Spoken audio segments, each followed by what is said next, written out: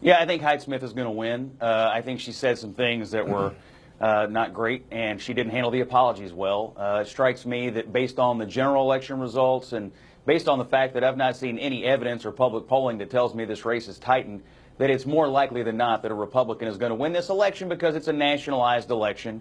And the people of Mississippi like Donald Trump's agenda. They're more likely to send a senator to Washington to support his agenda.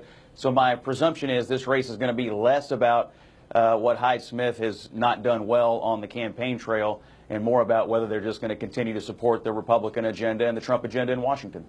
Are you surprised, though, Scott, in all honesty, that you'd have a president of the United States and a president openly supporting someone who has made those comments without any good explanation except for the obvious as to why she made them? No. I mean, he's a Republican president. He wants a Republican senator. It would be a huge embarrassment for his party to lose this seat. And he loves to campaign. So I'm not at all surprised he's in Mississippi. Scott, can I just jump in here? Because we've had these kinds of Scott, can I just jump in here? We've had these kinds of discussions before where you offer this kind of values-neutral horse race analysis of what should be extremely disturbing. Listen, brother, I don't answer to you. Okay, let me finish my comment, Scott. And you jump all over me. I don't answer to you, Max Boot. You left the Republican Party. I don't answer to you. I talked to Don Lemmon. I don't answer to you. Can I please make my comment, Scott? Is this your show, or can I make a comment too? Yeah, you interrupted me, so I'll interrupt you back. Let him finish. Go ahead, Scott. Go ahead, Max. Sorry. Go ahead.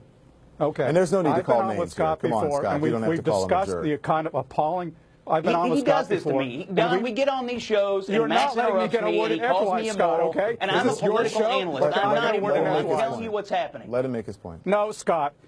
Okay, you're trying to filibuster because you're embarrassed by what I'm going to say, which is that you engage. No, I'm embarrassed to sit here with you, Max. I'm embarrassed to sit here with you and with your sanctimonious bullcrap. That's what I'm embarrassed about. Okay, I'm embarrassed by your filibuster, and I'm embarrassed by the fact that you will not call out this blatant racism on the part of Sidney Hyde-Smith and Donald Trump. You offer this kind of values-neutral horse race analysis, and you refuse to condemn the descent into bigotry of the Republican Party, the party of Lincoln. This is a disgrace to what the Republican Party has stood for so much of its history. Oh, Scott, I got to say, Scott, I got to say that Scott does condemn bigotry, and he does criticize the president at times on this show.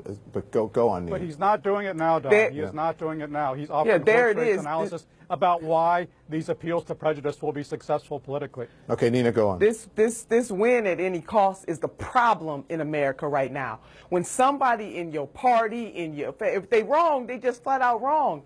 And this senator is wrong all day long, 24/7, 365.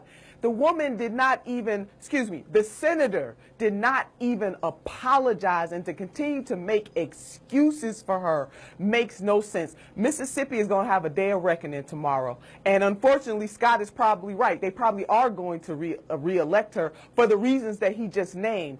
And you have these high-level Republicans who continue to support her. Not one of them have called her out. So my message to America is that we cannot be so tied up into who your party is when people are wrong and they upholding bigotry and just flat out racism. We got to call people out. She should not be reelected tomorrow, but shamefully, she just might be reelected tomorrow. Welcome to Mississippi, USA. Well, you know, and I know that, Scott, you're offering analysis and strategy. But my original question was more of a personal. Do you think it's this kind of person that should be in? You're not a voter in Mississippi, so maybe your answer is that's not for me to decide. But listen, I want to hear. This is what President Trump said tonight about Mike Espy, the black man running against Hyde Pierce. Watch this. Cindy's far left opponent. He's far left. Oh, he's out there. How does he fit in with Mississippi? But I could go over this, but how does he fit in? How does he fit in with Mississippi? What is he talking about? I don't know. Oh, my God, Don. I would rather for him to be far left than far racist. That really is what this is coming down to. We can't sugarcoat this kind of stuff. And the Republican Party should be ashamed of itself. And if they were, Don, they would disavow this woman and just say, you know what, let the Democrat win. We just can't even have this. And you want to talk about the fact that they only get 8% of the African-American vote.